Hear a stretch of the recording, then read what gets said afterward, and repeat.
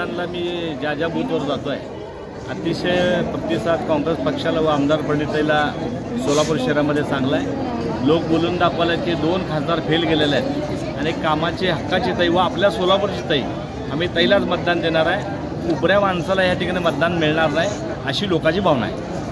20,000 ते 1.5 लाखाच्या आसपास ताईचा लीड राहील आणि या भारतीय जनता पार्टीचा सपशेल पराभूत होणार आहे। एकदा पुंगी वाजती, दोनदा पुंगी वाजती, सारखं काय एवढे लोट वेगळे नाही, वेडे नाहीत। तुम्ही 2 वेळा लोकांना सांगितलं 15 लाख देतो, अमुक देतो, तमुक देतो, पण ह्या त्यांची कोणतीही जादू चालली नाही।